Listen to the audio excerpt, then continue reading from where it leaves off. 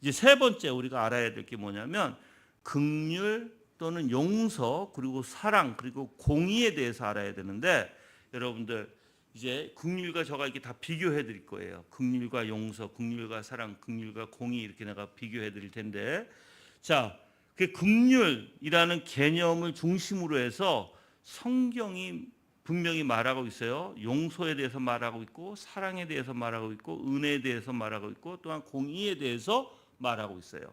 이게 긍휼과 밀접한 관계가 있다는 것입니다. 그래서 우리가 에베소서 2장 4절 말씀에 보시면 긍휼이 풍성하신 하나님이 우리를 사랑하신 그 큰 사랑을 인하여라고 나와 있어요. 즉 다시 한번 여러분이 좀 보셔야 될 것 같아요. 에베소서 2장 4절. 왜냐하면 여기 순서가 있어서 그래요. 순서. 에베소서 2장 4절 말씀에 순서 때문에 내가 보자는 거예요. 2장 4절 말씀에 자 긍휼에 풍성하신 하나님이 우리를 사랑하신 그 큰 사랑을 인하여 이렇게 돼 있죠. 그렇죠? 여기서 여러분들 논리적인 순서가 뭐냐면 사랑이 우선이에요. 제일 먼저 나오는 거예요. 사랑이. 그리고 그 다음에 긍휼이 나오는 거예요. 그리고 뭐가 나와요? 용서가 나오게 돼 있는 거예요. 그래서 논리적인 순서는 사랑, 긍휼, 용서 이렇게 나오는 거예요.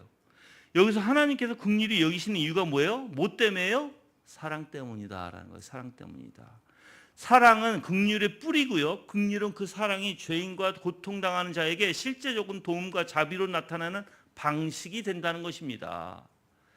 그래서 긍휼은 단순한 감정이 아니라는 거예요, 여러분들. 긍휼은 사랑이 구체적으로 표현되는 게 긍휼이라는 거예요, 여러분들. 그래서 오해는 이렇게 얘기했어요. 하나님의 사랑은 구속 안에서 긍휼로 나타나고 긍휼은 용서로 실현된다 이렇게 나왔어요. 얘기했어요, 여러분들. 그러니까는 자, 사랑, 긍휼, 용서 이게 하나의 패키지예요. 여러분 어떤 사람이 나는 사랑은 있는데 긍휼은 없어 거짓이에요. 나는 사랑은 있는데 용서가 없어 거짓이에요. 사랑이 있으면 긍휼로 나타나고 긍휼은 열매에 용서의 열매를 맺게 돼 있는 거예요. 이게 아주 기본이에요, 여러분. 자, 근데 이걸 누구만 할 수 있다? 중생한 자만 할 수 있다. 중생한 자만. 그래서 용서와 긍휼은 불가분의 관계예요. 다니엘서 9장 9절 이제 다 적었다가 내가 읽어보세요. 저 읽어드릴게요. 다니엘서 9장 9절은 주 우리 하나님께는 긍휼과 용서하심이 있사오니 하고 둘이 같이 나와요. 긍휼과 용서.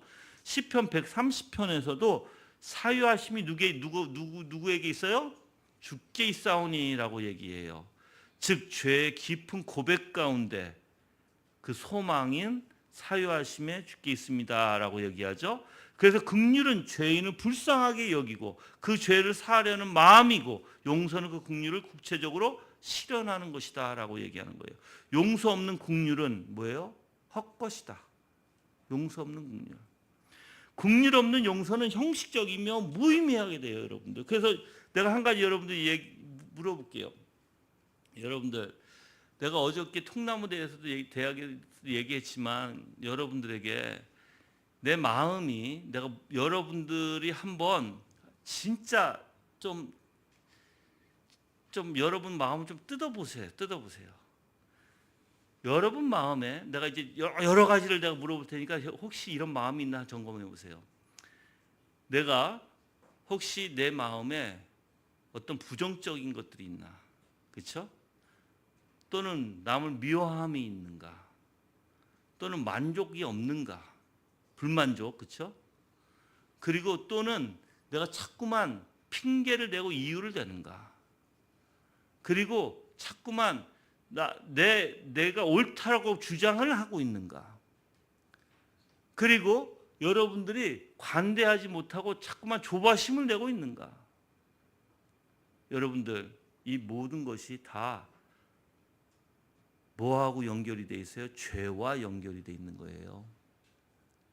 그러면 여러분들이 자꾸만 그런 잘못된 것들, 하나님의 것이 아닌 것들을 내 안에 채우게 되잖아요. 그러면 여러분의 아까도 얘기했지만 내면은 썩어지게 되고 내 양심도 썩어지게 되는 거예요, 여러분들. 그래서 양심이 살아나지 못하는 거예요. 민감하지 못하는 거예요. 자꾸만 여러분들이 핑계대고 이 핑계대고 저 핑계대면서 계속 그 죄를 가지고 있으니까. 부정적인 것이 계속 내 마음의 머릿속에 가지고 있으니까. 핑계 이 핑계 다 내 의를 가지고 있으니까. 양심이 안 살아나죠. 양심이 살아나려면 내가 예수 그리스도가 십자가에 못 박아서요. 그냥 내가 없어져야 되는 거예요. 내 의가 없어져야 돼요. 그래야지 내 양심이 살아나게 되는 거예요, 여러분들. 그래서 하나님의 말씀에 그 양심이 이제 움직이기 시작하고 민감해지기 시작하고 그래서 내 하나님께서 뜻이 아니면 내 마음에 아파지기 시작하고 내 고통이 오기 시작하고 찔림이 있기 시작하는 거예요, 여러분들. 그런데 물어볼게요. 언제 마음이 찔렸나요? 언제 마음이 찔렸어요? 아팠어요? 그래서 하나님 앞에 주님 나는 죄인입니다 하고 여러분들이 고개 숙여서 하나님 나를 용서하소서, 나같이 이렇게 큰 죄인 하나님 나를 용서해 주시고 하나님의 은혜 가운데 나를 붙들어 주소서라고 언제 내 양심이 찔려. 보통 여러분들 하나님 나 도와주세요, 나 힘들어요, 어려워요 할 때 여러분들 언제 하는 줄 아세요? 양심이 찔리지 않아도 해요. 그냥 힘들다고 느끼면. 여러분들 우리는 힘들어하는 거 너무 싫어해요. 나는 알아요. 우리 교회에 어떤 사람이 있었어요. 근데 그 사람이 정확하게 내가 양심에 찔리는 소리를 하니까 너무 힘들어가지고 몇 날 며칠 잠을 못 잤어. 그 얘기를 했어. 목사님 나는 몇 날 며칠 목사님 설교 때문에 잠을 못 잤습니다. 그러면 어떻게 해야 돼요? 그게 은혜잖아요. 감사해야 되잖아요. 근데 뭔지 아세요? 근데 다시는 하고 싶지 않아요. 싫어요. 결국은 나갔어요. 결국은 싫대요. 그 찔림이 싫대. 우리가 사실 그게 은혜인데 그게 하나님께서 주시는 놀라운 기적이고 놀라운 하나님 앞에 정말 은혜가 있어야 그렇게 찔려요, 여러분들. 그럼 주님 앞에 나와야 되잖아요. 주님을 붙들어야 되잖아요. 주님만 바라봐야 되잖아요. 그래서 주님의 용서를 구하게 되고 그 용서를 통해서 내가 다시 회복을 받게 되잖아요. 근데 사람들은 싫어해요. 거부를 해요. 너무 힘든다는 거예요. 혹시 여러분들이 그러신다면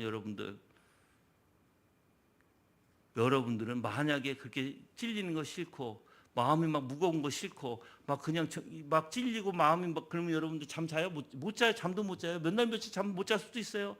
근데 이제 그게 싫어. 솔직히 말씀드리면 그럼 지옥 갈 곳은 지옥밖에 없어요, 여러분들. 그것을 극복하고 주님 앞에 나가고 용서를 받아야 되는데 그렇지 못하고 그걸 피해버리면 지옥밖에 없어요, 여러분들. 그러면서 그냥 종교심으로 어떻게 교회 다니는 거예요. 자기를 자기 만족으로.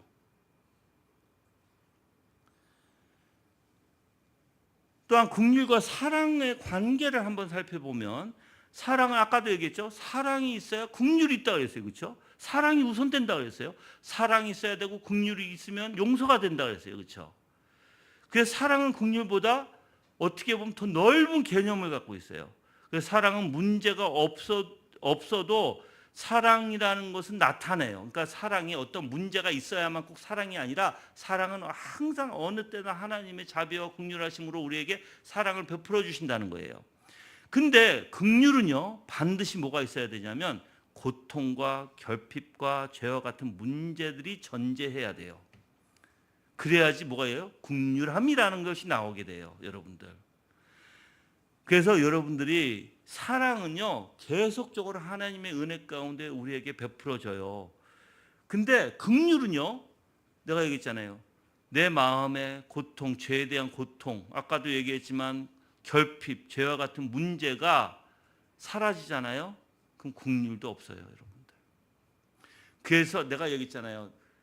내 안에 죄인이라는 걸 깨닫게 되면, 그래서 내가 마음이 아파지고 내 양심이 힘들어지고 주님 앞에 내가 고개 숙여지게 되면 이거와 연결돼서 하나님의 긍휼하심이 나온다고요. 왜? 여러분들 죄가 있을 때 하나님 앞에 뭘 구해요? 하나님 나를 긍휼히 여기 서서 하잖아. 그래서 죄와 긍휼은 같이 갈 수밖에 없어요. 또 이게 바로 사랑에 비롯된 죄, 긍휼에 대한 용서가 나오게 되는 것이죠. 그래서 여러분들이 사랑은 본질에서 흘러나오는 관계적 애정이고요. 긍휼은 필요에 대한 응답입니다. 그래서 여러분들이 이 사랑은요, 하나님께서 우리에게 베풀어 주시는 은혜이지만 긍휼은요, 죄를 고칠 수 있는 의사 역할을 한다는 거예요. 의사 역할을. 또 긍휼과 은혜를 한번 비교해 볼게요. 은혜는 뭐예요? 죄에 대한 근본적인 해결책이에요. 은혜 자체는. 그렇죠? 긍휼은 뭐예요? 죄로 인한 비참함과 고통에 대한 응답이에요. 그래서 여러분들이 은혜는 죄에 대한 근본적인 해결책이고 긍휼은 죄로 인한 비참함과 고통에 대한 응답이다라는 것이죠. 그래서 은혜는 죄 그 자체를 어떻게 해요? 죄인을 용서하고 구속하는 역할을 하죠. 긍휼은 죄에 대한 그 결과인데 고통을 덮고 위로하고 회복시켜주는 게 바로 긍휼입니다. 그래서 이 두 개념, 즉 은혜는 천국에 갈 수 있도록 하고요. 긍휼은 지옥에서 우리를 구원해낸다는 것입니다. 이 두 가지의 개념, 즉 꼭 있어야 된다는 거예요. 같이 없으면 안 된다는 거예요. 아까도 사랑과 긍휼과 용서가 같이 있어야 되듯이 은혜와 긍휼이 같이 있어야 된다는 거예요, 여러분들. 또한 공의도 얘기할게요. 긍휼과 공의. 하나님은 공의로우시기에 아무 죄도 용납하지 아니하시죠. 동시에 긍휼하세요. 그래서 죄인을 용서하세요. 희한하죠. 하나는 죄를 용납하지 않아. 공의로우시기 때문에. 근데 반대로 긍휼하시기 때문에 죄를 용서하셔. 희한하죠, 이게? 그래서 이 딜레마는 해결할 수 있는 유일한 길이 있어요. 하나님은 공의로우셔서 죄를 그냥 놔두지 못해. 심판하셔야 돼. 공의 때문에. 근데 또 긍휼 때문에 용서하셔. 이게 어디서 해결되죠? 십자가예요, 십자가. 그래서 십자가는 하나님의 공의가 만족된 것이고 동시에 하나님의 긍휼이 극대화된 자리가 바로 십자가다라는 거예요. 공의는 죄에 대한 값을 요구하고요. 긍휼은 그 값을 그리스도 안에서 대신 지불함으로써 죄인을 받아들이게 된다는 것입니다. 그러므로 복음 안에서만 공의와 긍휼은 충돌되지 않고 서로 완성하게 되는 거예요, 여러분들. 그 시편 85편 10절에서 인애와 진리가 같이 만나고 의와 화평이 서로 입맞추었으며라고 얘기해요. 십자가에서만 가능한 거예요, 여러분들. 근데 이러한 하나님의 십자가의 놀라운 은혜가 우리에게 임하잖아요. 근데 항상 얘기하잖아요. 두 가지 원리가 같이 있다고 얘기했잖아요. 하나는 죄의 원리, 내 부패된 나 용서 받았어요. 우리는 그렇죠. 예수 그리스도의 십자가의 대속고통에서. 그렇지만 아직까지도 잔재가 남았고 부패성이 남아 있어요. 이 부패성이 아직까지도 나를 괴롭혀요, 우리 안에서. 그래서 그걸 보면 나는 죄인이에요, 아직까지. 그렇지만 예수 그리스도의 십자가의 은혜를 바라보면 거기에 뭐가 있어요? 용서가 있어요. 거기 사랑이 있어요. 자비가 있어요. 긍휼이 있어요. 그래서 나를 어떻게 해요? 하나님이 그 긍휼하심으로 자비하심으로 나를 용서해 주시고 죄로부터 건져내 주시는 평화가 있는 거예요, 여러분들. 이 두 개가 다 있다니까요, 우리 안에. 한쪽으로만 치우쳐가지고 무조건 하나님은 사랑이다, 또는 한쪽으로만 채워가지고 무조건 하나님이 공의다 하고 무서워하고, 그건 안 되는 거예요, 여러분. 이게 뭐가 문제인 거예요, 여러분들. 그거는